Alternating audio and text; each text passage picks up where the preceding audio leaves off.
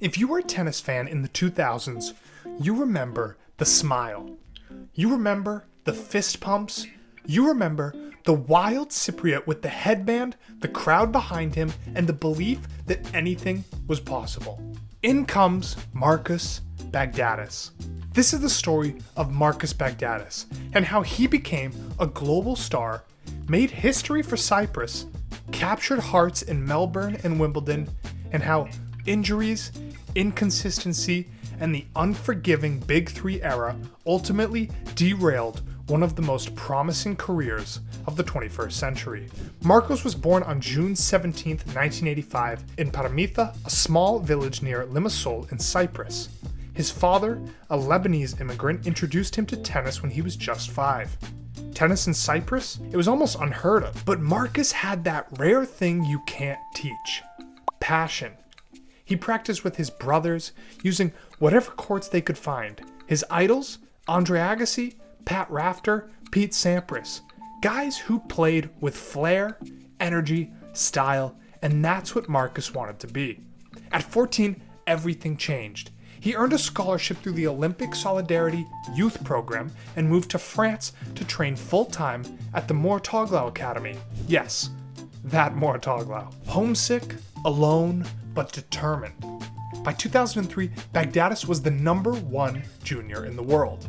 He won the Australian Open boys title, the Orange Bowl, and ended the year ranked ahead of future stars like Gael Monfils and Jo-Wilfried Tsonga. The kid from Cyprus was now a global prospect. He turned pro in 2003, but 2005 was when the world really started paying attention. He reached his first ATP final in Basel, defeating players like Tommy Robredo and Ivan Lubicic along the way. Even in losses, his game sparkled. Big forehands, creative shot making, charisma. Then came the 2006 Australian Open. It wasn't just a breakout, it was a phenomenon. He entered ranked number 54 in the world.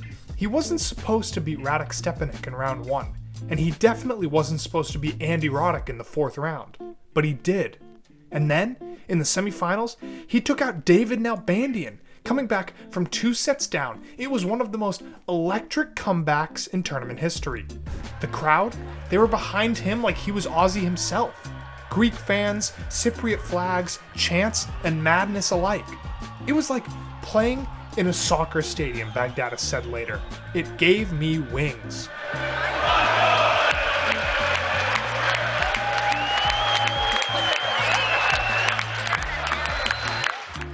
In the final, he faced none other than Roger Federer. And believe it or not, he won the first set. For a moment, it felt like destiny. But Federer locked in as he did and won in 4 sets. Still though, Baghdatis had done something historic. The first Cypriot to reach a Grand Slam final. He followed it up at Wimbledon, reaching the semifinals, beating Leighton Hewitt in a 5-set epic, then unfortunately losing to Rafael Nadal. But by the end of 2006, Baghdatis was ranked number 8 in the world. He had also won his first ATP title in Beijing. Hey, if you're enjoying this deep dive into the career of Marcus Baghdatis, hit that subscribe button. We've got more rise and fall stories coming, some inspiring, some heartbreaking, all brutally honest. Now back to the video. Here's where the fairy tale started to crack. 2007, Baghdatis wins in Zagreb but starts experiencing back pain. By 2008, injuries pile up. Wrist, back, ankle. He drops out of the top 100. 2009, he fights back, wins Stockholm, reaches 3 more finals, and climbs back to the top 50. But something had changed. Baghdatis was always known to be a streaky player. He could play like a top 10 player one week and then lose in the first round the next. But the inconsistency wasn't just mental. It was physical.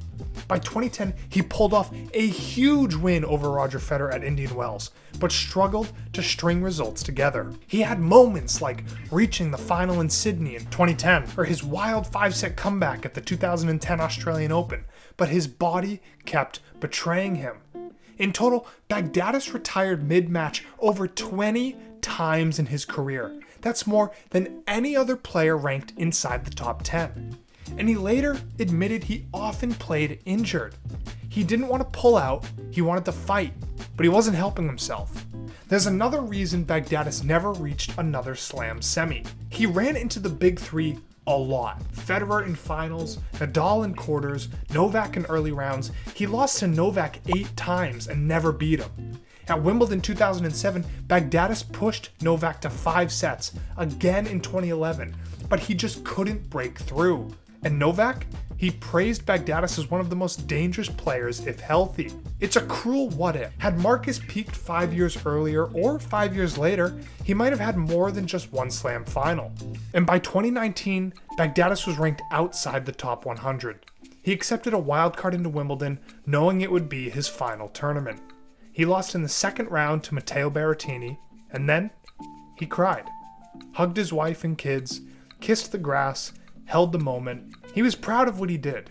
From Cyprus with no tennis culture to hear of. It wasn't the fairy tale ending, but it was human, real, and beautiful.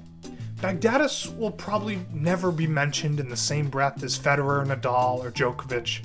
But ask any tennis fan who watched him play, they'll tell you he was unforgettable.